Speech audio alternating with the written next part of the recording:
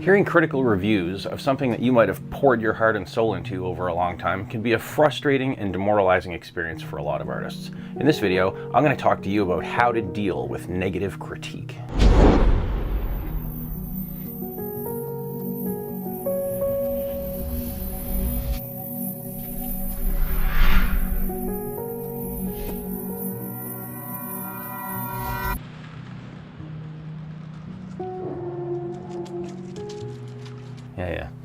Okay, wait, this is confusing. So this is me on my 70D, this is me on my GoPro, and this is me on my phone.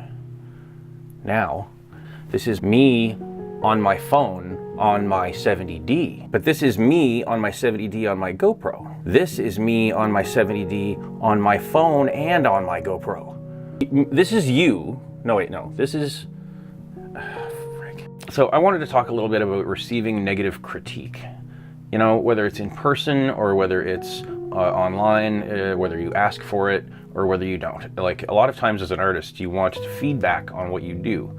You create stuff and it's good in your head and it's pretty good on paper or in the sculpture or on the computer. It's hard to judge, so it helps to get feedback from outside. It's a hard thing to ask for because a lot of times you're a little sketchy about the whole thing to begin with, especially if you're just starting out. You might think to yourself, I don't want to hear anybody tell me that this is bad. I don't want to hear that I suck. I don't want to hear that my drawing is no good. I know it's no good. I can't take the rejection. A lot of people feel that way, and I can totally understand it. I felt the same way. It's a normal response to somebody telling you that you're no good. So a negative critical review can be a really difficult thing for a new artist to listen to. It can be a difficult thing for any artist to listen to. It's hard to hear a negative opinion about something that you really worked hard at. Something that you really poured yourself into and you really believe in and you actually spent your free time doing or your professional time doing, like you put yourself into it. An artist puts themselves into their work and it makes them vulnerable. As soon as you put something out there like that, it becomes something of you. And you're asking people to judge it. And if you're not asking people to judge it, people are still gonna judge it. You know full well when people look at your artwork, your video, your drawings, whatever it is, that they're gonna judge it on some level. They're gonna think that's either good or bad, I like it, I don't like it. It's really difficult to hear. Sometimes it can be just as hard to hear the positive stuff as it can be to hear the negative stuff. If someone's lavishing praise on you, a lot of times people will immediately start to think, oh, you're just saying that. Thanks, Mom. So it's difficult to deal with feedback like that. So let me check some more of my note action. There's definitely a new way of doing these videos. I never made notes before. So far, I'm liking having the notes. Although I've been recording this video for about half an hour now. I did the intro to this video probably 12 times. It's ridiculous. I shot tons of footage of the dogs, set up, I'm messing with cameras and all this stuff. I filmed all this junk and I'm not gonna use any of it. I need to have more of a plan. A plan. Here's my business card. Get in touch. So what it comes down to for most artists is a fear of not being good enough. An artist will see someone else's work and be inspired by that. And at some point in your life, you're not an artist yet. You haven't even really started down that creative path yet. But you see some work, you see paintings, you see videos, you get inspired by stuff, and you decide, I want to do that too. And you teach yourself, or you learn from schools, you learn from books or online, or from great YouTube videos like this one. And you build yourself up as an artist to a point where you can actually create stuff that you think maybe compares to the stuff that inspired you in the first place. Maybe it's even better. That's exciting. But then comes the part where you've got to actually show people. And that's you saying, hi, I think I'm as good at this stuff as those great people that inspired me are. Wow, that's a hard thing to do. It's a really hard thing to do. So really, it's a fear of not being good enough. It's a fear of being vulnerable and at your most vulnerable and putting yourself out there and letting people see your work, knowing that they're going to judge it whether you want them to or not. It's a hard thing to do. So I guess what I'm saying is being an artist and putting your work out there for other people to see is by definition making yourself vulnerable. To be an artist is to walk among the wolves. In my notes I wrote, to be an artist is to say out loud, I think I'm good enough at this creative task and I believe in myself enough that I'm willing to be judged. When a person puts themselves in such a vulnerable position, it's perfectly understandable why when negative feedback comes in, that person may get depressed or frustrated or angry or say, I'm sick of this whole thing. I don't even like art. Art's stupid. I think artists are confident and inspired when they create the work, and much, much less so when they put the work out there for others to judge. It's kind of like having a child. You put it out there in the world and you want to see it treated well and you want to see it do well. You love your child and you love this artwork that you created, and you send them both out there in the world and you just hope that they get treated well and they have good lives and everything goes well for them. And as soon as you start getting critique about some artwork that you put out there, a part of you, something that you love and care about and you want to see do well, ooh, it's so frustrating to hear people dumping on stuff. But it's just a wrong-headed way to look at it.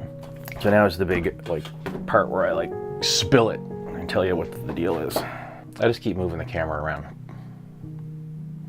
I hope it's interesting to you. There's no such thing as negative feedback and there's no such thing as positive feedback. It's all just feedback. It's input on work that you created. It's data. You can't take it personally. You shouldn't take it personally. It's not personal. If you feel offended by it, by someone's comments on work you created, then you're too close to it. It's not you. It's not part of you. It's something you made and you launched. Feedback, whether it's good or bad, is just data. The more data you can get, the better. So if there's no such thing as good feedback or bad feedback, how does that change the game when you're listening to people who comment on your work? The most important thing to do is to make sure that you're getting more than "I love it" or "I hate it."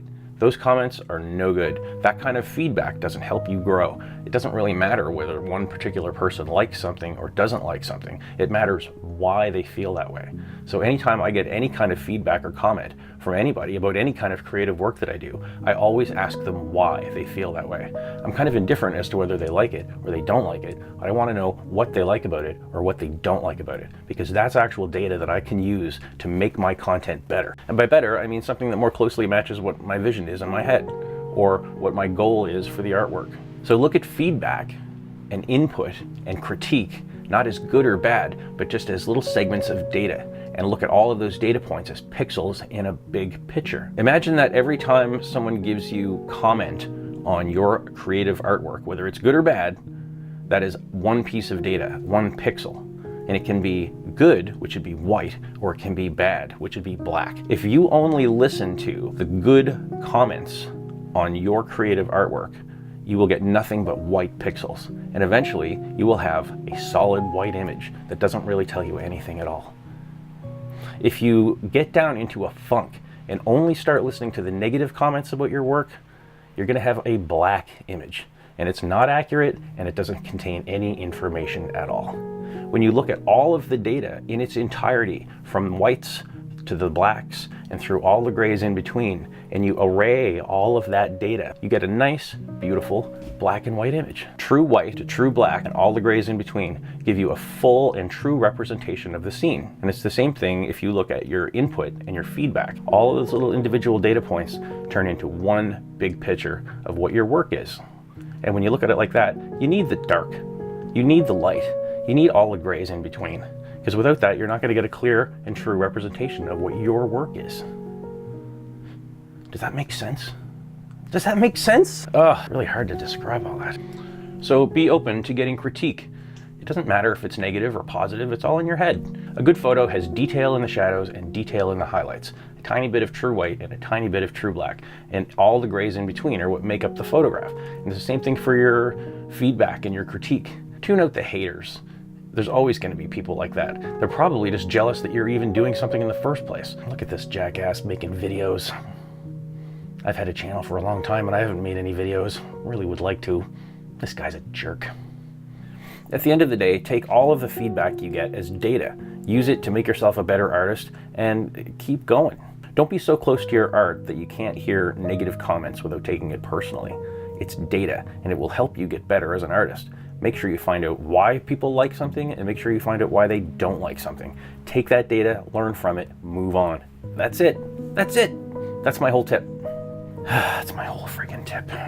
It actually applies to this video, and I say it every time. If you like this video, give it one of those thumbs up things. If you didn't like this video, give it one of those thumbs down things. And let me know why in the comments. Tell me what you think. Do you like my videos? Are they good? Do you find my presentation is okay? Is the audio good? Is the picture quality okay? What about this room? Is it an okay place to film when it's raining out, or should I just go brave the weather? Or do you like it when I go down to the beach and make a bigger production of the whole thing? I don't really know, but you can welcome to leave your opinions down below, and I'll take it all as data, and I'll try to make things better. That's it. All right, I'm done. Killing the lights, packing it up. Oh, I'm out of coffee. What a sick burn. What a sick burn. Nice rim light on the beard there. Look at that. Hi, look at my shaggy ass beard. Okay, enough of that.